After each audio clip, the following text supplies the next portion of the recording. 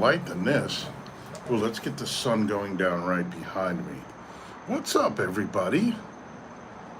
My name is Mark Zapata. I am the host of the MarkZDrumcast and the founder and owner of the MarkZDrums Studio. Now, I'm the owner and founder of MarkZDrums. Check them out. Check me out at MarkZDrums.com. Oh, this is not good. I have no lights out here, and I have no lights. Oh, wait a minute. Do I have lights out here? Hang on a second. I might.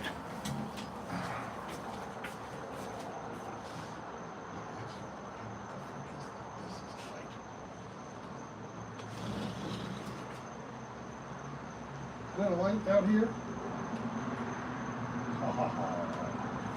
Perfect.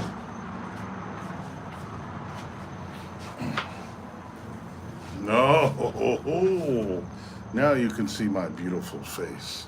Welcome, everybody. Welcome to the MarkZDrumcast. I am your host, Mark Zapata, the owner and founder of MarkZDrums, as I said before. And I'm coming to you, let's see, I want to get a good backdrop here. From beautiful sunny Florida. I am in the Clearwater area, and I just wanted to come on and say hello and talk about a couple of things related to drums. I am on vacation, but I just love coming online. I love doing the show. So I'm not about to miss it just because I'm out of state, out of town. Now, there'll be no drumming today. I do have my pad and sticks for practicing, and maybe during the week on Wednesday or Friday, we can do a little bit of that. But, and please excuse the lighting is terrible out here, but I will say, hold on a second, that I have something to talk about. I have something that I've been experiencing and going through, not me personally, but I've been dealing with this issue lately with some of my students in my student bands, and that is performance anxiety. Now, we are performers, yes, and as performers we get enjoyment out of performing, playing our music for others, no matter what we do. If we're drummers, vocalists, guitar players, keyboard players, whatever it is. You know, and some might even say that as a drummer, you know, maybe drummers like to perform, but maybe oh, my hair is terrible. Maybe as drummers, we enjoy performing, but we are drummers for a reason. Maybe we like having that drum kit in between us and the audience. Maybe we like being in the back of everybody else and just being heard more than seen. I don't know, because I chose drums at a very young age, at 7. But as you are developing your interest in drums, a lot of it may come from seeing people performing live. And at that point, you see where everybody's positioned. And you can easily make that decision. I want to be a singer. I want to be in the front. I want to be the center of attention. Or you can decide, hey, you know, that guy in the back is really cool, and he's way in the back. A little bit insulated. So, but we do choose performance. And performance anxiety is a very, very real thing. And everybody experiences some degree of anxiety when it comes to performance. Even the biggest stars, you will hear interviews or read articles about the biggest performers talking about their anxieties about going on stage and performing. So it's a very common thing, probably more common than we think, than we realize. And especially these bigger artists, because you know what, listen, that's their livelihood. You know, they've reached a certain level of fame, and this is how they make their living. So what I'm going to talk about today are the ways that we deal with this performance anxiety, the ways that we deal with how we're feeling and the things that we might have to do.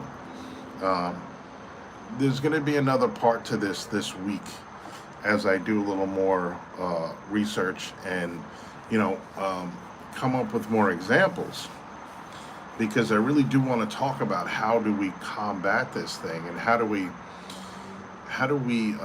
minimize the impact of performance anxiety.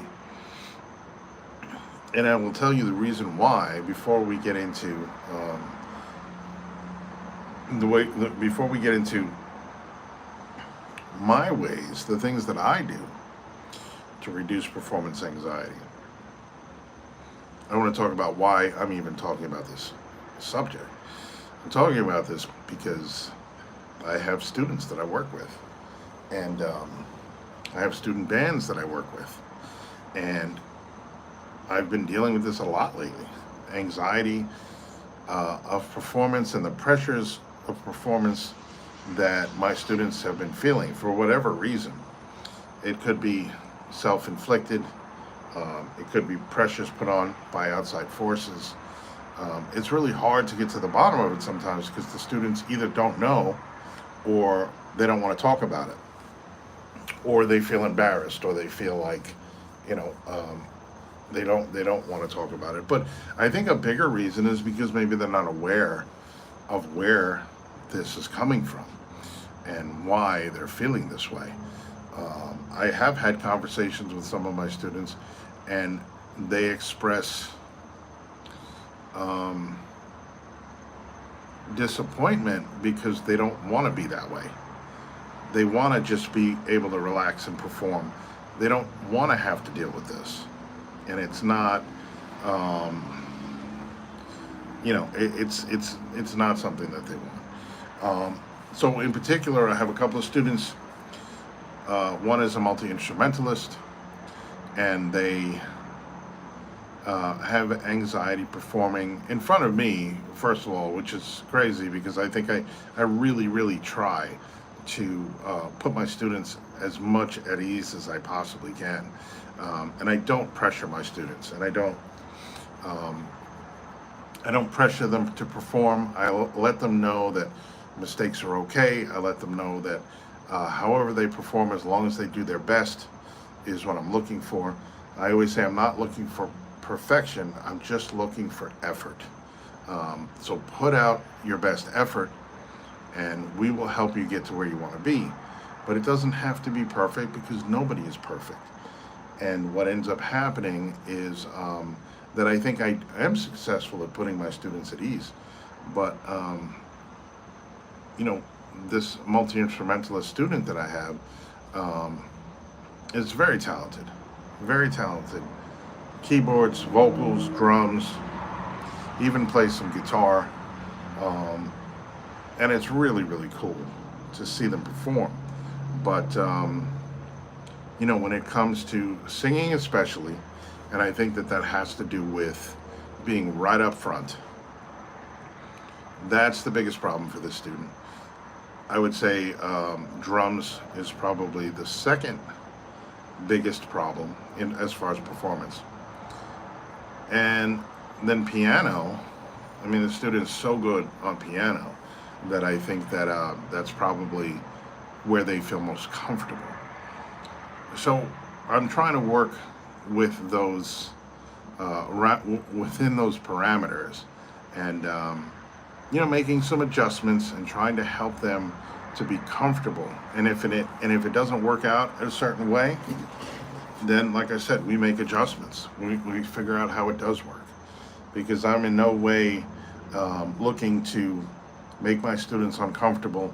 I mean, I talk to them about going towards the uncomfortable things, and that's how we grow. But I'm not going to put them in a position where it's going to be counterproductive. So we make adjustments. Plus, in the band situation, I have the rest of the band to consider. You know, so if one of the members of the band is struggling to, let's say, sing lead vocals, and it's a matter of not having, or having somebody else take over the lead vocal responsibilities, which luckily is an option in my situation. I would rather do that, because after a certain amount of time, now we're being counterproductive. And while still keeping the band intact and keeping everybody involved. Um, we're going to play to everybody's strengths. So that's one of the things. And I have another student who is in one of my bands who plays drums. And talking to them, they assure me that they're okay and that they're not putting pressure on themselves and they're not feeling anxious, but then they're missing a lot of rehearsals and even leaving early because they're concerned that they don't know the music well enough for one of the bands. They're in two bands. So these are the things that we're dealing with, and as a band, as a collective, but myself as a director, these are the things I'm dealing with. So it's definitely challenging, but first and foremost, my first priority is that my students grow and learn lessons and learn from setbacks, learn from unfortunate situations. I've had people leave bands because of conflicts and stuff, and I try to make sure that everybody involved gets something out of it that they can use, some kind of a lesson that they can learn moving forward. Even if it's not a good thing, even if we lose a band member over it for whatever the reason is, I try to talk to them and say, listen, this is what happens in bands in the real world. I mean, if you're going to move on from this school and continue on and maybe have your own band and work with other musicians outside of the school environment, this is something that could happen, So this is a wonderful lesson for you to learn in an environment where you have resources and you have directors to help you, and you have possibly other students to step in, which has happened once before. A student from another band came in and helped out with the vocal responsibilities after the vocalist left for good, like 2 weeks before a performance, because of a conflict with another band member that was all going on behind the scenes that nobody knew about. So, listen, when this happens in this environment, you're very lucky because we have the resources to deal with it. And then you're also, on top of everything else, learning this valuable lesson. But out in the real world, and I tell them, because I've had tons of experience in bands, in the real world it might be very difficult to find a replacement vocalist. So it might behoove you to work out your differences, keep the band together, keep everybody creating together, rather than set out on your own to find another vocalist, bass player. Sometimes musicians are hard to find. Talented musicians are hard to find. So, as far as performance anxiety goes, one of the things that I always make sure, and I always tell my students, I'll never be anxious because I'm unprepared. I'll never be anxious because I'm unprepared. I'll be anxious because it's a big crowd out there tonight. I'll be anxious because, is all the equipment going to arrive on time? Are we going to get set up on time? Is everybody going to get to the venue on, like all of that kind of stuff? Because I managed my own band for so long that those were all my responsibilities to take care of. So those are the things that would make me nervous, but not being unprepared. So one of the things I will say is that if you have performance anxiety, make sure you are completely and totally 100% as prepared as you possibly can be for your performance. That will take a lot of the pressure off of you and relieve a lot of that anxiety, because you know what's going to happen.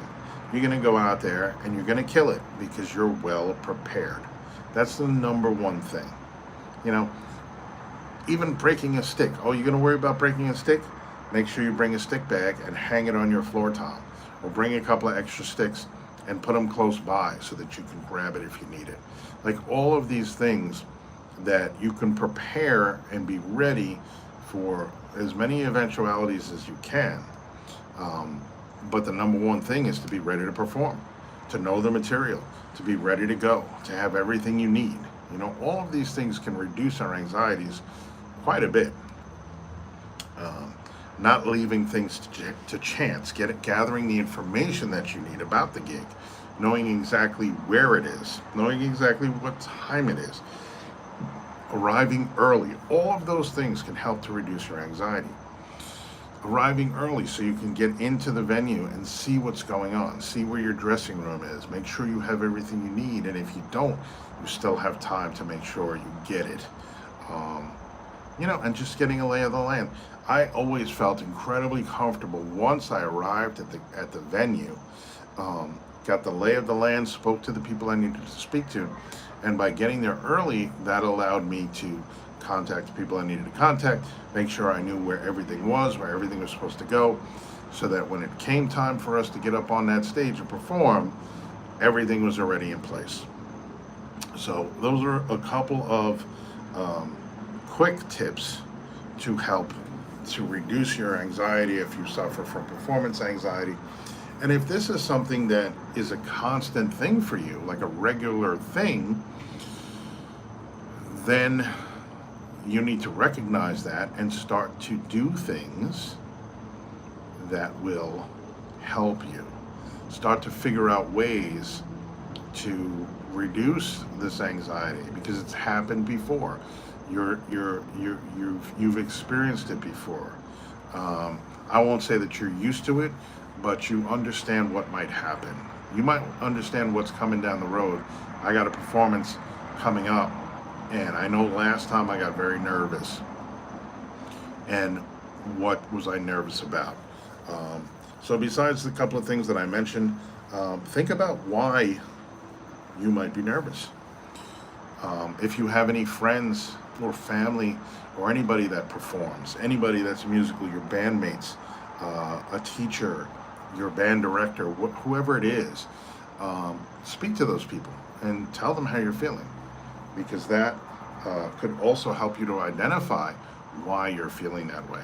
If you can identify, well, I'm feeling nervous because of this, because of that, because this happened once before, and I kind of am worried it's going to happen again. Like, once we can identify those things, we can kind of challenge those thoughts in our minds, and we could say, well, okay, this happened last time, but was there anything I could have done to prevent this from happening, or be prepared when that happened, and then move that forward into the next performance.